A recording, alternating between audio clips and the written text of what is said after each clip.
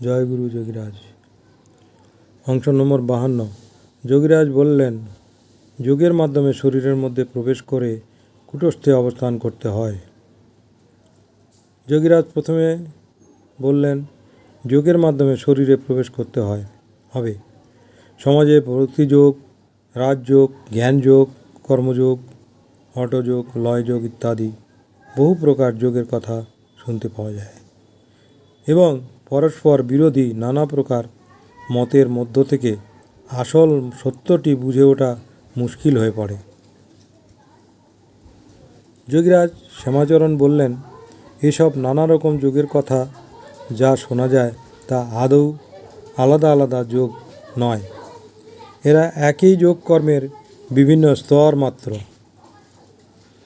গীতায় যোগের যে 18টি অধ্যায় আছে তা কখনোই আলাদা আলাদা যোগকে বোঝায় না, বরং একই যোগকর্ম অবলম্বন করে যোগী যখন নিজের শরীরে প্রবেশ করেন তখন সত্য লাভের পথে তাকে বহু স্তর অতিক্রম করতে হয় এবং এই স্তরগুলোর যে অনুভূতি বা বর্ণনা তাই ভক্তিযোগ, জ্ঞানযোগ, পুরুষোত্তম যোগ ইত্যাদি। শ্রীকৃষ্ণ কখনোই বহু যোগের কথা বলে এটা করো বা ওটা করো এরকম উপদেশ দিয়ে অর্জুনকে বিভ্রান্ত করেননি, বরং একই যোগ কর্মের মাধ্যমে বিভিন্ন স্তরে বিভিন্ন উপলব্ধি অর্জুনের কাছে এনে দিয়েছেন। গীতাকে বুঝতে গেলে প্রথমে বুঝতে হবে শ্রীকৃষ্ণকে আর অর্জুনই বা কে। শ্যামাচরণ বললেন, শ্রীকৃষ্ণ হচ্ছেন প্রত্যেক মানুষের শরীরের ভ্রূমধ্যস্থ আজ্ঞাচক্রের যে প্রথম প্রকাশ তাকে কুটস্থ চৈতন্য বলা হয়। সেই কুটস্থ স্বয়ং, একে ত্রিনয়ন জ্ঞানচক্ষু বা তুরীয় চক্ষু বলা হয়। এরই প্রতীক হিসেবে সমস্ত দেবদেবীর কপালে ত্রিনয়ন দেখা যায়। এই কুটস্থই সমস্ত জ্ঞান যোগীর কাছে প্রকাশ করেন, কারণ এই কুটস্থই হচ্ছেন জ্ঞান স্বয়ং। এই কুটস্থই হচ্ছেন ব্রহ্ম তথা স্থির প্রাণের প্রথম প্রকাশ। যোগীকে যোগ কর্মের সাহায্যে এই কুটস্থেই স্থিতি লাভ করতে হবে। আজ্ঞাচক্র থেকে প্রকাশিত পরবর্তী বিশুদ্ধ চক্রে অবস্থিত ব্রহ্মতত্ত্ব বা আকাশতত্ত্ব হচ্ছেন যুধিষ্ঠির। অনাহত চক্রে অবস্থিত মরুতত্ত্ব বা বায়ুতত্ত্ব বা পবনতত্ত্ব হচ্ছেন ভীম। মণিপুর চক্র বা নাভিচক্রে অবস্থিত তেজতত্ত্ব বা বহ্নিতত্ত্ব বা অগ্নিতত্ত্ব হচ্ছেন অর্জুন।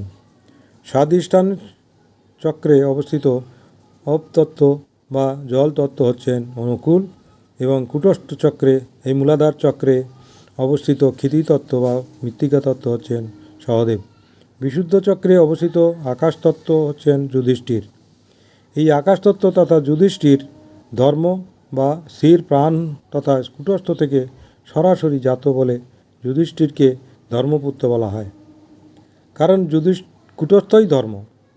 তাই একমাত্র যুধিষ্ঠিরই সরাসরি স্বর্গে যেতে পেরেছিলেন, অর্থাৎ এই আকাশতত্ত্বই কুটস্থ অর্থাৎ পরম ব্রহ্ম বা শূন্যতত্ত্ব বা আজ্ঞাচক্রে অবস্থিত স্বর্গে যেতে পেরেছিলেন।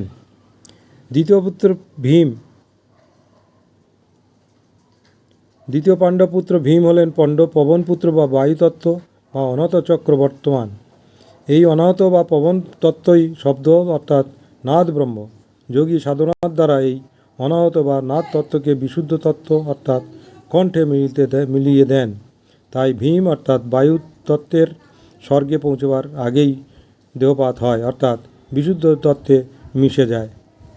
তৃতীয় পাণ্ডব অর্জুন হলেন অগ্নিপুত্র অর্থাৎ তেজতত্ত্ব বা মণিপুর তত্ত্ব অর্থাৎ নাভিতে বর্তমান। এই নাভি থেকেই তেজ সারা শরীরে প্রকাশিত হয়। এই অর্জুন অর্থাৎ তেজতত্ত্ব মিশে যায় তার উপরের তত্ত্ব অর্থাৎ অনাহতে। তাই অর্জুনও স্বর্গে যেতে পারেননি, অর্থাৎ কুটস্থে পৌঁছতে সক্ষম নন। চতুর্থ পাণ্ডব নকুল হচ্ছেন জলতত্ত্ব বা স্বাধিষ্ঠানে অবস্থিত। এই জলতত্ত্ব মিশে যায় তার উপরে তত্ত্ব মণিপুরে অর্থাৎ তেজে। তাই নকুল সহদেব ও স্বর্গে যেতে সক্ষম, কুটস্থে পৌঁছতে সক্ষম নন। পঞ্চম পাণ্ডব সহদেব হলেন ক্ষিতি অর্থাৎ মৃত্তিকা তত্ত্ব, যা মূলাধারে অবস্থিত। এই মৃত্তিকা তত্ত্ব মিশে যায় তার উপরের তত্ত্ব স্বাধিষ্ঠানে। তাই সহদেব ও স্বর্গে অর্থাৎ কুটস্থে পৌঁছতে সক্ষম নন। এই পঞ্চতত্ত্ব ক্ষিতি, অপ, তেজ, মরুদ, বম এরাই হলো পঞ্চপাণ্ডব, যা মানব দেহের যথাক্রমে মূলাধার, স্বাধিষ্ঠান, মণিপুর, অনাহত ও বিশুদ্ধ চক্রে অবস্থিত। প্রাণের চঞ্চল দিকের এই পঞ্চতত্ত্বের সমষ্টিকেই প্রকৃতি বলা হয়। এই প্রকৃতি রূপা দ্রৌপদী পদবাচ্য। তাই পঞ্চপাণ্ডব মিলিতভাবে দ্রৌপদী রূপা প্রকৃতিকে পত্নীরূপে লাভ করেছিলেন। জয় গুরু যোগীরাজ। যোগীরাজ সম্বন্ধীয় পুস্তক পাঠ করতে হলে আমার সঙ্গে যোগাযোগ করলে বিনা পয়সায় পুস্তক পড়ার ব্যবস্থা করে দিচ্ছি। দয়া করে আমার সাথে যোগাযোগ করুন, যোগীরাজের জীবনী পড়ুন। অশোক কুমার চট্টোপাধ্যায়ের লেখা যোগীরাজের বই। জয় গুরু।